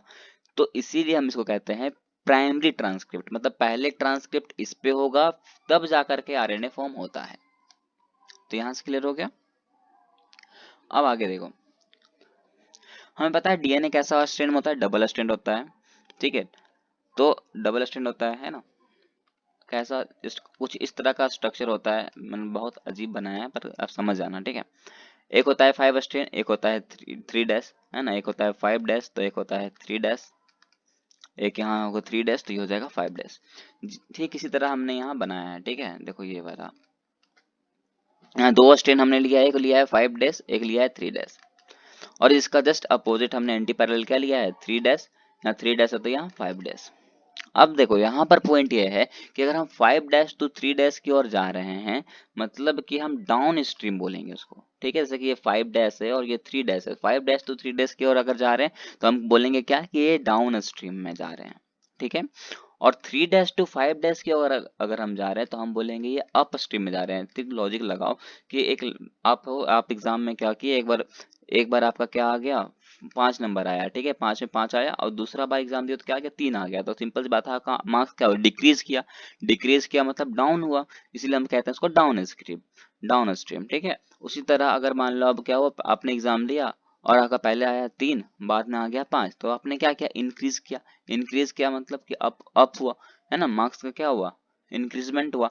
तो उसी तरह क्या हुआ, यहाँ 3 डैश टू 5 डैश तरफ आते हैं तो हम बोलते हैं ये अप स्ट्रीम हो रहा है। यहाँ तक क्लियर है, ठीक। अब देखो ये जो स्ट्रेन है 3 डैश टू 5 डैश वाला, इसको अपन ने क्या माना है, 3 डैश टू 5 डैश जा रहा है तो कौन सा स्ट्रेन, अप स्ट्रेन। और अप स्ट्रेन को हम दूसरा नाम बोलते हैं टेम्परेट स्ट्रेन, क्या कहते हैं, टेम्परेट स्ट्रेन भी बोलते हैं, ठीक है। और ये जो 5 डैश टू 3 डैश वाला स्ट्रेन है, ये कैसा स्ट्रेन, कैसा, कौन सा स्ट्रीम हो रहा है इसमें, 5 डैश टू 3 डैश की तरफ अगर हम बढ़ रहे हैं तो कौन सा स्ट्रीम होगा, जिसके देख के बताओ कौन सा स्ट्रीम है, 5 डैश टू 3 डैश की ओर जा रहे हैं, मतलब कौन सा स्ट्रीम में है, हम डाउन स्ट्रीम में जा रहे हैं कि नहीं, ये डाउन स्ट्रीम में जा रहे हैं, ये डाउन स्ट्रीम में जा रहे हैं। और डाउन स्ट्रीम को हम डाउन स्ट्रीम में कौन सा स्ट्रेंड होता है, कोडिंग स्ट्रेन होता है। कोडिंग स्ट्रेन का काम है यहाँ पर कोड करना, नया कुछ हो उसको कोड करना, ठीक है। और कोडिंग जो होती है वो कैसे होती है, 3 फेजेस होती है। पहला फेज होता है इनिशिएशन फेज, दूसरा होता है इलोंगेशन फेज, तीसरा टर्मिनेशन फेज। मतलब कि कुछ हमें नया पॉलीमरेज अगर यहाँ पर हमें कोड करना है तो यहाँ प्रोमोटर से स्टार्ट होगा और खत्म हो जाएगा इस टर्मिनेटर पे, ठीक है। पर उससे पहले हमें ये समझना है, ठीक है। तो जैसे कि ये देखो, ये कौन सा ये है प्रोमोटर, ये है टर्मिनेटर। मतलब यहाँ पर हम कोडिंग करेंगे यहाँ से यहाँ तक और टर्मिनेटर में जाके खत्म कर देना है। इसीलिए हम यहाँ कोई भी कोडिंग हमें यहाँ शो नहीं कर रहा है कि नहीं, यहाँ पर कोई कोडिंग नहीं है टर्मिनेटर में। क्यों? क्योंकि टर्मिनेटर में हमें जाकर के खत्म करना रहता है कोडिंग को। तो जैसे कि यहाँ पर प्रोमोटर से स्टार्ट हुआ है कोडिंग, कौन सा कोडिंग है देख करके बताओ, ये डीएनए का कोडिंग है या आरएनए का कोडिंग है। तो जैसे आप कोडिंग देखोगे तो यहाँ टी है मतलब कि थाइमिन प्रेजेंट है। और थाइमिन हमें पता है किस में होता है, डीएनए में प्रेजेंट होता है या आरएनए में, तो डीएनए में प्रेजेंट होता है। तो ये हम बता सकते हैं कि ये कोडिंग किसके लिए कर रहे हैं, तो डीएनए के लिए कर रहे हैं, ठीक है। तो यहाँ लिखा हुआ है कोडिंग टी है, फिर ए है, फिर टी है, फिर ए है, फिर ए है। यहाँ पर कोडिंग क्या है, यहाँ पर भी ए है, फिर टी है, फिर टी है, फिर जी है, फिर सी है। लेकिन यहाँ कोई कोडिंग नहीं है क्योंकि ये टर्मिनेटर फेज है, यहाँ खत्म हो जाना है कोडिंग, ठीक है। अब हम यहाँ पर ये जो है कौन सा स्ट्रीम है, फिर से पूछ रही है कौन सा स्ट्रीम है, 5 to 3 कौन सा स्ट्रीम होगा, डाउन स्ट्रीम होगा, ठीक है। अब यहाँ पर आते हैं नीचे वाले में, यहाँ पर यहाँ 5 होगा तो यहाँ सिंपल सी बात है 3 होगा क्योंकि एंटी पैरेलल में रखना ही है। यहाँ पर 3 है तो यहाँ 5 होगा। तो उसी तरह यहाँ ये कोडोन है तो यहाँ पर हम क्या लिखेंगे, इसका एंटी कोडोन लिखेंगे, ठीक है। अब यहाँ टी है, थाइमिन है, तो इसका एंटी कोडोन क्या हो जाएगा, ए हो जाएगा। उसी तरह यहाँ ए है तो यहाँ क्या हो जाएगा, टी हो जाएगा। यहाँ टी है तो यहाँ ए, यहाँ डबल ए है तो यहाँ क्या हो जाएगा, डबल टी। यहाँ तक क्लियर। आगे ही जब यहाँ कोडिंग है तो क्या लिखा हुआ है, ए लिखा हुआ है तो यहाँ टी हो जाएगा, यहाँ डबल टी है तो यहाँ डबल ए हो जाएगा, यहाँ पर सी जी है तो यहाँ सी हो जाएगा, यहाँ सी है तो यहाँ जी हो जाएगा। सिंपल सी बात है, आपको कोडिंग करना आना चाहिए। कोडिंग करना बहुत ही इजी है, बस आपको कोडोन का एंटी कोडोन पता होना चाहिए। और क्या कोडोन का एंटी कोडोन क्या होता है, ए का टी होता है, जी का सी होता है, ठीक है ना। ए का टी होता है और जी का सी होता है, ठीक है। और अगर हमें डीएनए से आरएनए में कन्वर्ट करना है तो हमें क्या करना पड़ेगा, तो हमें पता है कि वहां पर टी नहीं होता, क्या होता है, यूरासिल होता है। तो हम उस जगह ए की जगह क्या यूज करेंगे, एक एंटीकोडन मानेंगे यू, ठीक है। अब देखो हमने यहाँ तक कर लिया, ठीक है। अब यहाँ एक छोटा सा टॉपिक है, ये है स्ट्रक्चरल जीन, ठीक है। स्ट्रक्चरल जीन का क्या कहना है, तो स्ट्रक्चरल जीन का कहना है ये क्या है, एक सेगमेंट है डीएनए का जो कोड करता है आरएनए के लिए, ठीक है। मैंने मिस्टेक से यहाँ आरएनए लिख दिया, इसको कट कर देते हैं, ठीक है। जो कोड करता है सिर्फ आरएनए के लिए, ठीक है। लेकिन इसका भी एक एक्सेप्शन है, वो है एमआरएनए। मतलब ये जो स्ट्रक्चरल जीन है वो एमआरएनए के लिए कोडिंग नहीं करता है, बस आरएनए के लिए और टीआरएनए के लिए कोड करता है। ये डीएनए का स्ट्रेन था ना हमारा, ये हमने क्या किया, यहाँ ट्रांसक्रिप्शन कर दिया। लो कि हम बोलते हैं अब यहाँ इसका ट्रांसक्रिप्शन कराओ। अब ट्रांसक्रिप्शन करेंगे तो क्या कन्वर्ट होगा, डीएनए से आरएनए में कन्वर्ट होगा। तो ये जो कोडोन है ये किसका कोडोन है, डीएनए का कोडोन है। क्यों? क्योंकि यहाँ थाइमिन प्रेजेंट है। अब हम बोलते हैं कि नहीं, हमको अब क्या करना है, इसको आरएनए में कन्वर्ट करना है।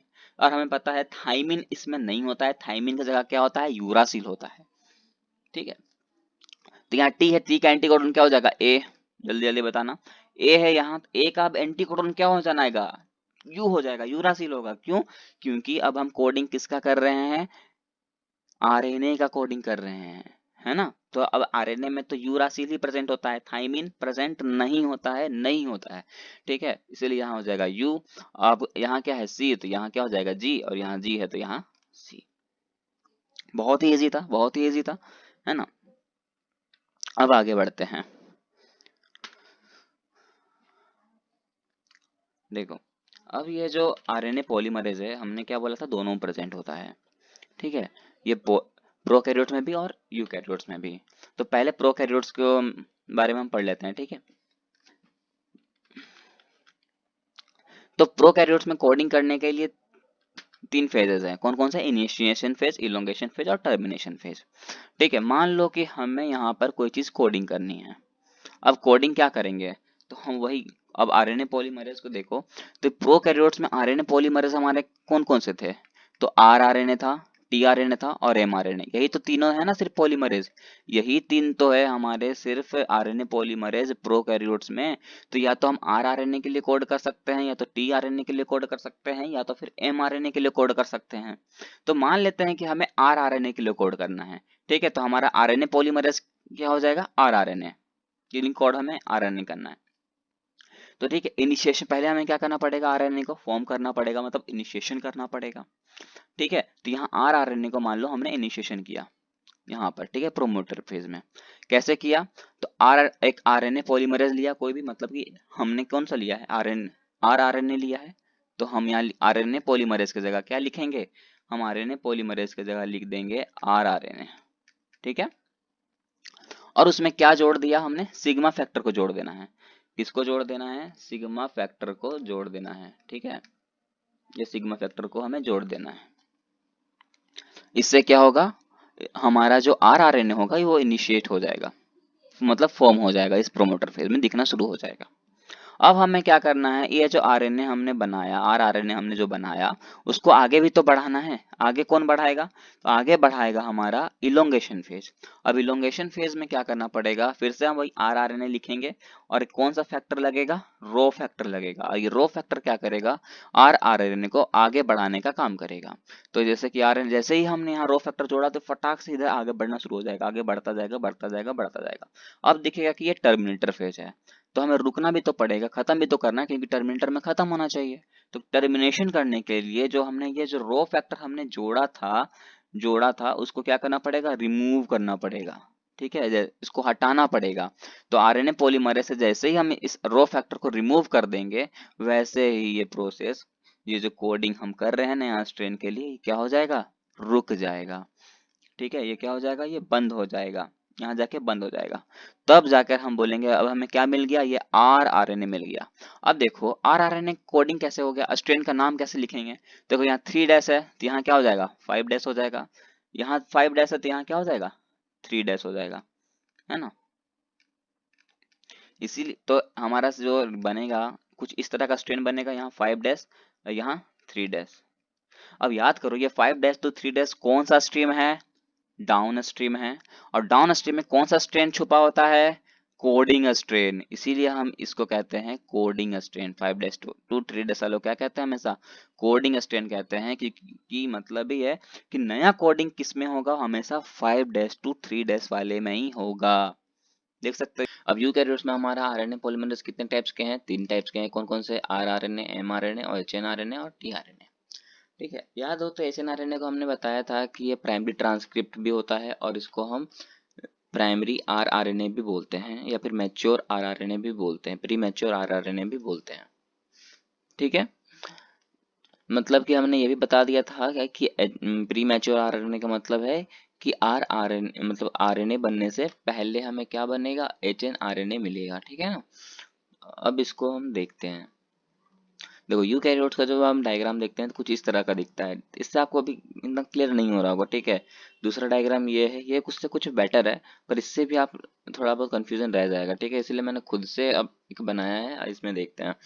देखो, जैसे कि ये डीएनए था, ठीक है ना, मैं बता देता हूँ। ये डीएनए है। डीएनए कैसा स्टैंडर्ड होता है? डबल स्टैंडर्ड होता है, सबको पता है। इसका एक मान लो एक स्ट्रैंड हमने दोनों स्ट्रैंड क्या किया? अलग अलग कर दिया, ठीक है। यहाँ से क्या किया हमने? दोनों स्ट्रैंड को क्या किया? बांट दिया है। तो बांट दिया मतलब ये अलग स्ट्रैंड में बांट दिया, ये वाला अलग अलग स्ट्रैंड में बांट दिया, तो सिंगल सिंगल स्ट्रैंड टूट गया। अब सिंगल स्ट्रैंड मतलब क्या हो गया? आरएनए में टूट गया। अब देखो, आरएनए बनने से पहले क्या बन किस में टूटेगा? प्री मैच्योर आरएनए में टूटेगा, मतलब किस में? एचएनआरएनए में टूटेगा, ठीक है। अब ये एचएनआरएनए में टूट गया है, ठीक है। और एचएनआरएनए में टूटता है ना, तो इसमें कुछ इस तरह का प्रेजेंट है, एक्सोन प्रेजेंट होता है और इंट्रॉन्स प्रेजेंट होता है, ठीक है। पहले एक्सोन, फिर इंट्रॉन्स, फिर एक्सोन, फिर इंट्रॉन्स, ठीक है। एक्सोन, इंट्रॉन, इस तरह से चलता जाता है सीगमेंट, ठीक है। अब हमने क्या किया? इसका स्प्लाइसिंग किया है। क्या किया है? आपको दिख रहा हो तो यहाँ पर हमने लिखा है स्प्लाइसिंग, ठीक है। स्प्लाइसिंग का मतलब क्या होता है? स्प्लाइसिंग का मतलब होता है कि हम क्या करना है, इस ये जो एक्सोन है, ठीक है, एक्सोन को हमें कट करके अलग करना है। यहाँ पर एक्सोन था, हमने कट करके अलग किया। फिर से यहाँ एक्सोन देखा, इसको कट किया, यहाँ पर से कट किया, मतलब एक्सोन वाला पार्ट को अलग कर लेना है, ठीक है, और इंट्रॉन्स को बाहर रिमूव कर देना है ना। हमने क्या किया, एक्सोन वाले को कट किया और उसको रखा और इंट्रॉन्स को बाहर फेंक दिया, रिमूव कर दिया, ठीक है। और उसके बाद क्या किया, जितने भी एक्सोन वाले पार्ट थे हमने उसको मिला दिया, मतलब ज्वाइंट कर दिया, ठीक है। उस प्रोसेस को कहते हैं स्प्लाइसिंग, मतलब कि क्या, cut the exon and remove the introns, then फिर join the exons is known as splicing, ठीक है। बस एक्सोन को कट किया, इंट्रॉन्स को हटा दिया, रिमूव किया और फिर से एक्सोन को वापस जोड़ दिया, उसी को कह दिया हमने स्प्लाइसिंग, ठीक है। स्प्लाइसिंग करने के बाद हमें कुछ इस तरह से दिखेगा, एक्सोन, सिर्फ एक्सोन दिखेगा, इंट्रॉन्स को हमने भगा दिया, अब एक्सोन ही सिर्फ दिख रहे होंगे, ठीक है ना। अब उस पे भी हमने क्या किया है, एक तरफ कैपिंग किया है और दूसरी तरफ टैलिंग किया है। अब आप कैसे समझोगे कि किस तरफ कैपिंग करना चाहिए। देखो ये जो है, ये 5 डैश टू 3 डैश वाला कोडिंग स्ट्रेंथ था हमारा, है ना, ये 5 डैश था, ये 3 डैश वाला है ना, ये कोडिंग स्ट्रेंथ था हमारा। अब देखो तो ये एक तरह से समझो तो ये जो 5 है ना, ये ये एक हेड है, ठीक है, और ये जो है ये टेल है, मतलब लास्ट पार्ट है, ठीक है। तो हमें पता है कि कैप कहाँ पहनते हैं हम, हेड में पहनते हैं। तो हमने क्या किया, इस फ्रंट में मतलब कि ये जो 5 डैश था, ये 5 डैश वाले में हमने क्या किया, ये 5 डैश वाले में हमने क्या कर दिया, कैपिंग करवा दिया, और ये जो लास्ट था, तो लास्ट में हमने क्या कर दिया है, टैलिंग कर दिया है, ठीक है। आप कुछ इस तरह से समझ सकते हो, ठीक है। तो यहाँ यही था, ये होता है यूकैरियोट्स की कहानी, ठीक है ना, कि कैसे एचएनआरएनए से वो एमआरएनए में टूट गया, मतलब आरएनए में टूटा है, ठीक है। तो हमने इसीलिए बोला था ये एचएनआरएनए कैसा आरएनए है, प्री मैच्योर आरएनए है, क्योंकि देखो ये आरएनए में टूटा है, ठीक है। ये जो एचएनआरएनए है वो आरएनए में टूटा है, लेकिन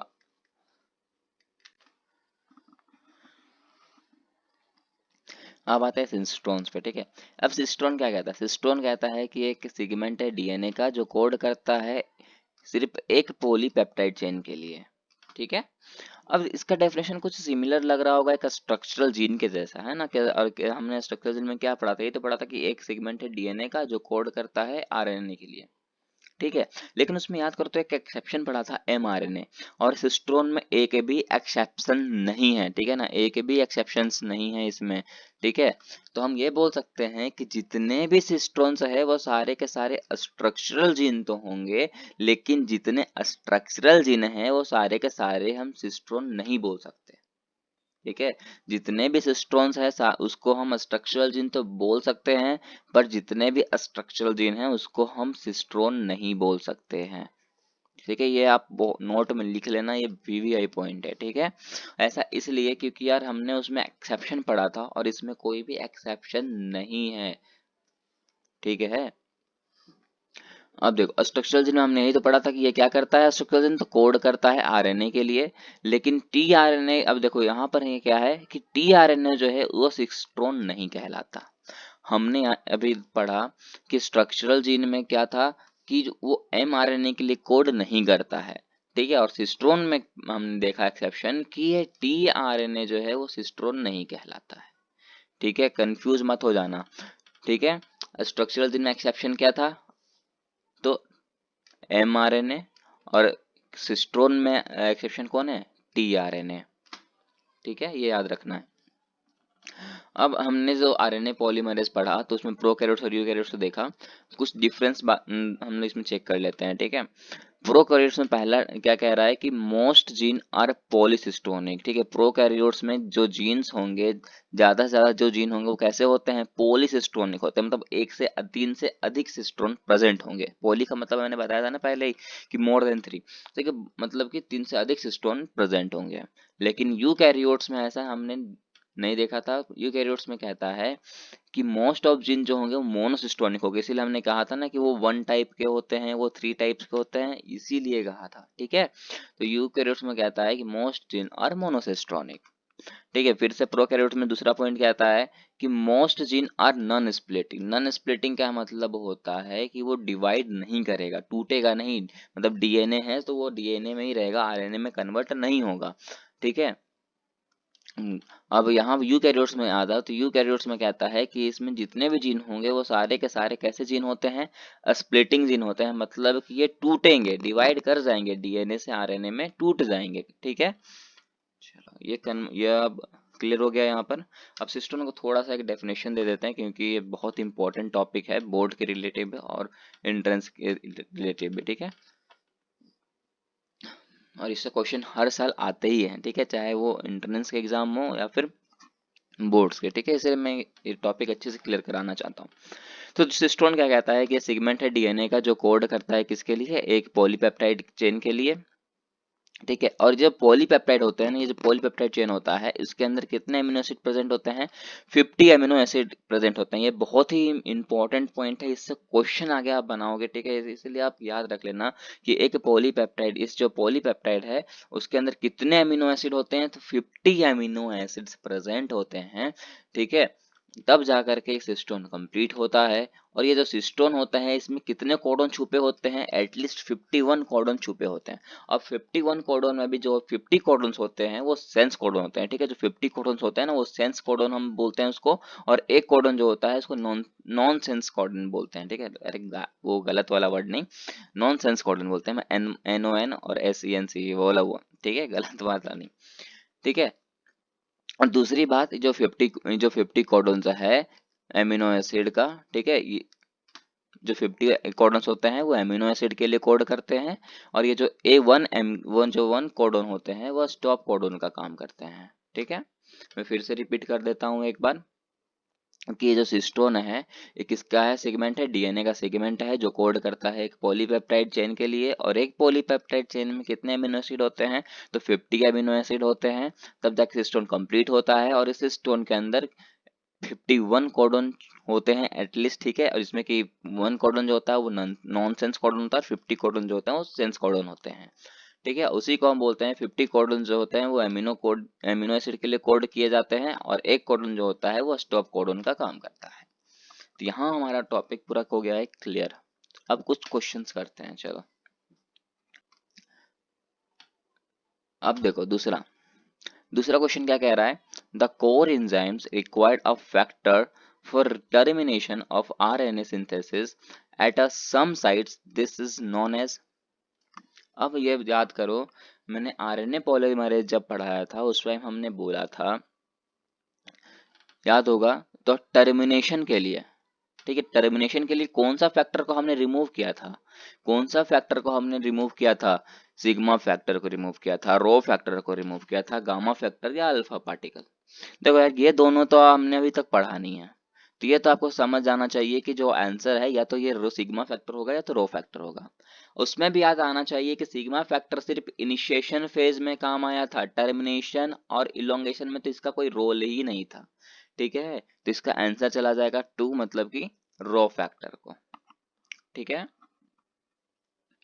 मजा आ रहा होगा यार, कितना इजी क्वेश्चंस है, चलो, ठीक है। अब ये भी नोट में आ जाओ कि हमने स्टार्टिंग में पढ़ा था कि डीएनए में ट्रांसक्रिप्शन करते हैं तो क्या होता है, आरएनए में टूटता है, और ठीक है। और जब आरएनए का ट्रांसलोकेशन करते हैं तो वो किसमें टूट जाता है, प्रोटीन में टूट जाता है, ठीक है। डीएनए का जब ट्रांसक्रिप्शन करते हैं अपन तो वो आरएनए में कन्वर्ट हो जाता है, और जब इस आरएनए का ट्रांसलोकेशन किया जाता है तो उससे प्रोटीन बनता है। अगर हम ट्रांसलोकेशन का डेफिनेशन बोले तो हम क्या बोलेंगे, a part of chromosome is broken and joined with non homologous chromosome, this is also known as illegal crossing over. देखो इसमें आपको तीन चीज समझना पड़ेगा, होमोलोगस और नॉन होमोलोगस। होमोलोगस और नॉन होमोलोगस क्रोमोसोम जो है हमने जेनेटिक्स का फर्स्ट पार्ट पे कवर किया हुआ है। अगर आपने नहीं देखा है तो डिस्क्रिप्शन पे वीडियो दी गई है, आप एक बार देख लेना उसे, है ना, ताकि उससे कंफ्यूज ना हो। इलीगल क्रॉसिंग ओवर का मतलब क्या होता है, क्रॉसिंग ओवर का मतलब होता है जेनेटिक मटेरियल का चेंज एक्सचेंज होना। अब जेनेटिक मटेरियल एक्सचेंज होगा कैसे, तो इस डायग्राम से देखो, यहाँ पर हमने दो क्रोमोसोम लिया है, ये दोनों जो है वो नॉन होमोलोगस क्रोमोसोम है। नॉन होमोलोगस क्यों बोलेंगे, क्योंकि देखो तो ये जो है ये एक बड़ा क्रोमोसोम दिख रहा है और एक छोटा क्रोमोसोम है ना, दोनों इक्वल है नहीं, तो इससे भी पता चल सकता है कि नॉन होमोलोगस क्रोमोसोम है दोनों। हमने क्या किया, इसको यहाँ पर से कट मारा है, मतलब ब्रेक किया है, और इस क्रोमोसोम को भी यहाँ से ब्रेक किया है। और क्या किया, इस क्रोमोसोम को हमने यहाँ भेज दिया और इस वाले क्रोमोसोम को यहाँ भेज दिया। तो रिजल्ट हमारा क्या मिलेगा, कुछ इस तरह का मिलेगा, इधर वाला यहाँ आ गया और यहाँ वाला यहाँ आ गया। तो रिजल्ट हमारा कुछ इस तरह का दिखने को मिलेगा। तो ये दोनों के बीच क्या हो रहा है, दोनों के बीच हो रहा है क्रॉसिंग ओवर, मतलब जेनेटिक मटेरियल क्या हो गया, एक्सचेंज हो गया। क्योंकि इसका जो क्रोमोजोम था, इसके अंदर जो क्रोमोजोम होगा, तो इसके अंदर जो क्रोमोजोम होगा वो चला गया इस वाले क्रोमोजोम के पास, और इसके पास भी जो क्रोमोजोम होगा ये आ गया इस वाले के पास। तो दोनों ने क्या कर लिया, क्रॉसिंग ओवर किया। इस प्रोसेस को ही कहते हैं ट्रांसलोकेशन। और ये ट्रांसलोकेशन कैसा होता है, तो इलीगल क्रॉसिंग ओवर करता है। ये आपको याद रखना है ना। उसके बाद ये है ह्यूमन जीनोम प्रोजेक्ट, जो कि आपको खुद से पढ़ना है। बस मैं इंपॉर्टेंट बता देता हूँ कि ह्यूमन जीनोम जो होता है अप्रोक्स देखा जाए तो 3 × 10⁹ बेस पेयर प्रेजेंट होते हैं। अब समझ सकते हो कितने ज्यादा बेस पेयर है। और बेस पेयर का मतलब क्या है, नाइट्रोजन बेस पेयर। ओके,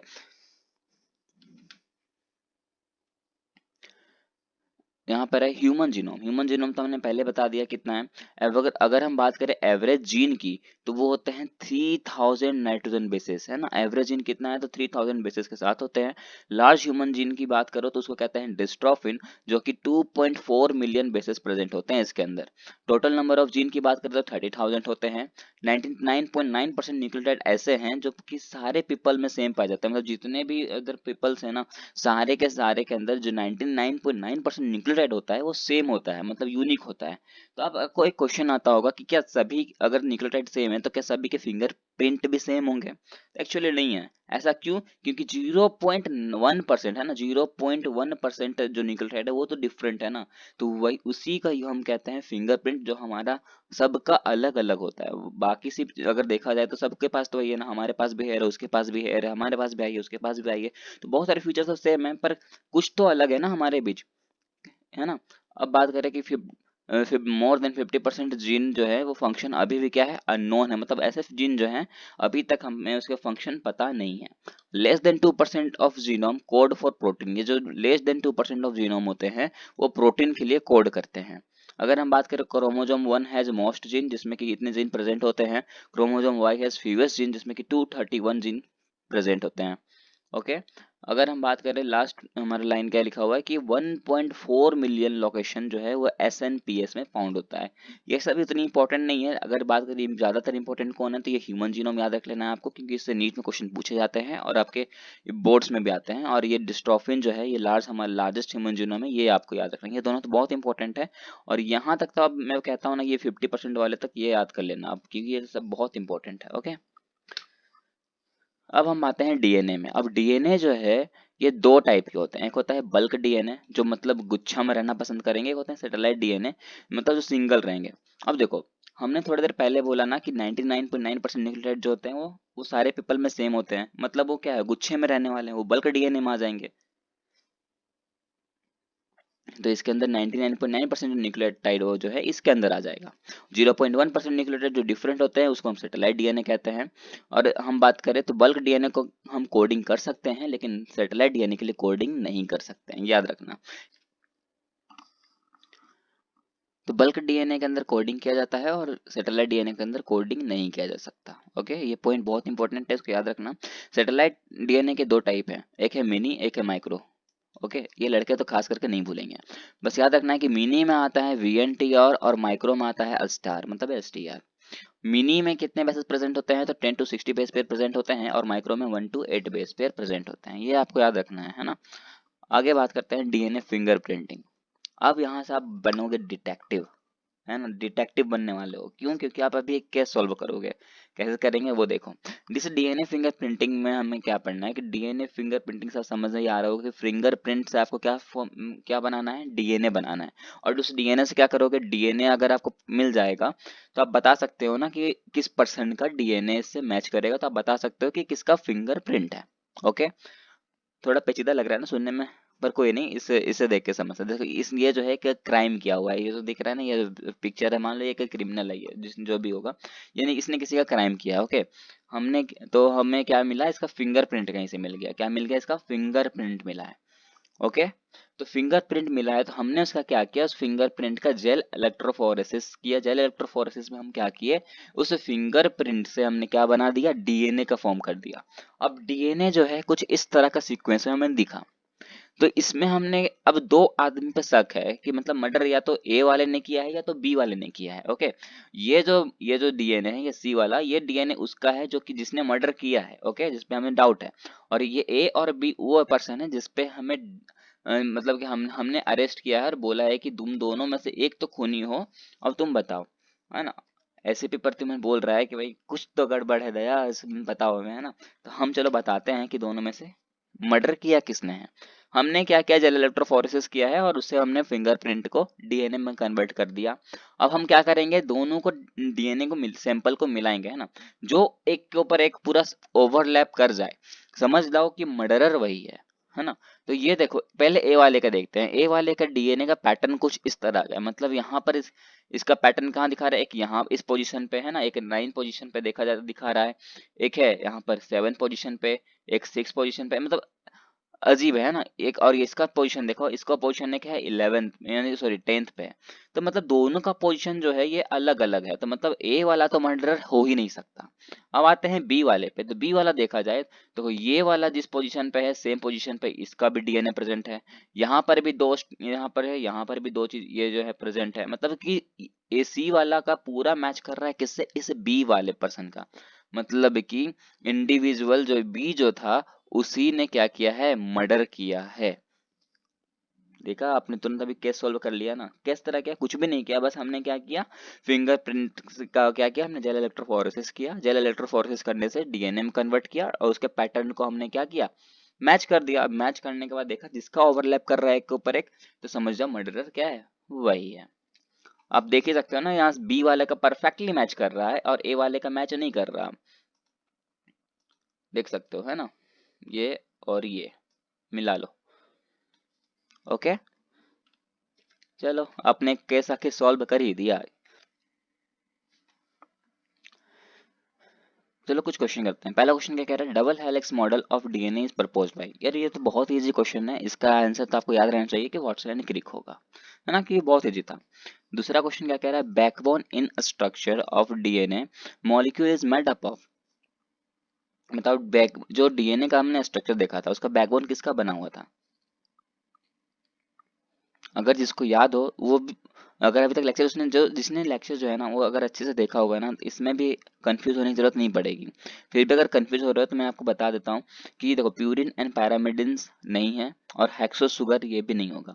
तो बचा क्या, आप शुगर और फॉस्फेट, और या तो पेंटो शुगर और फॉस्फेट।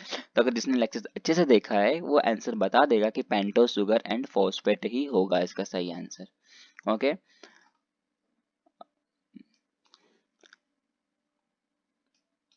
लास्ट क्वेश्चन क्या कह रहा है, which step is not correct in DNA fingerprinted. अभी अभी हमने डीएनए फिंगरप्रिंटिंग को कवर किया है, तो आपकी तो ये तो आपको याद ही होना चाहिए।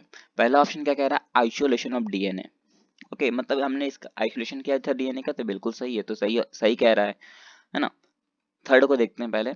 थर्ड क्या कह रहा है, separation of DNA by gel electrophoresis. तो हमने जेल इलेक्ट्रोफोरेसिस में सेपरेट किया था क्या, बिल्कुल सेपरेट किया था ना। फिंगरप्रिंटिंग से डीएनए बनाया था, सेपरेट किया था, तो बिल्कुल किया था, ये भी सही कह रहा है। लास्ट भी कह रहा है क्या, hybridisation using labelled VNTR probe. हमें याद है कि हमें अगर जेल इलेक्ट्रोफोरेसिस करना है, तो मतलब कि जेल इलेक्ट्रोफोरेसिस में क्या कर रहे थे, डीएनए में कन्वर्ट कर रहे थे। तो हमने कौन सा डीएनए लिया था, सैटेलाइट डीएनए यूज किया था। सैटेलाइट डीएनए में भी कौन सा, दो थे ना, मिनी और माइक्रो, दोनों यूज कर सकते हैं। तो वीएनटीआर प्रोब यूज कर रहे हैं, तो क्या ये भी गलत है क्या, नहीं बिल्कुल सही है। मतलब ये तीन सही है, तो गलत कौन होगा, ये डीएनए, ये जो digestion of DNA by DNA ligase enzyme, ये जो है ये गलत बात है, ऐसा हो ही नहीं सकता, क्योंकि हमने जो है डीएनए का डाइजेशन करवाया ही नहीं है। और ये जो है हमारा यहाँ सही आंसर हो जाएगा। तो क्वेश्चन को पहले ध्यान से देखना, क्योंकि जब भी नोट लिखा रहे ना, तो उस क्वेश्चन को प्लीज एक बार ध्यान से देखना।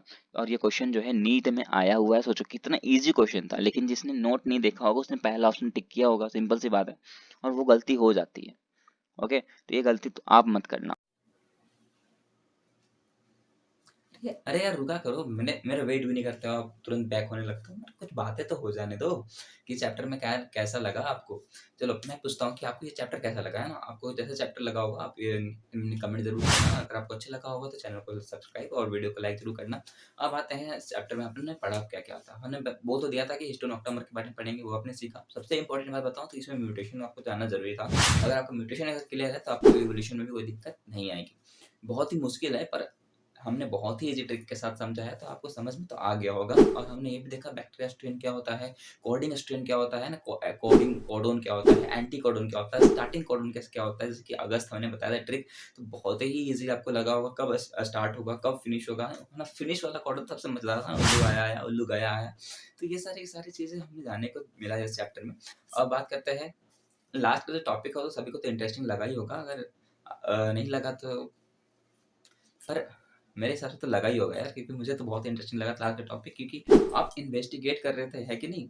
आपने आपको फिंगरप्रिंट मिलता है और आपको 2 शख्स होता है, तो आप कैसे दोनों का डीएनए लेते हो, एनालिसिस करते हो और पता करते हो कि कौन जो है चोर है और कौन जो है मर्डरर नहीं है, मतलब ये सब हम कर रहे थे। तो उस टाइम फ़ील करके देखो तो आप एकदम कैसा लग रहा होगा, है कि नहीं?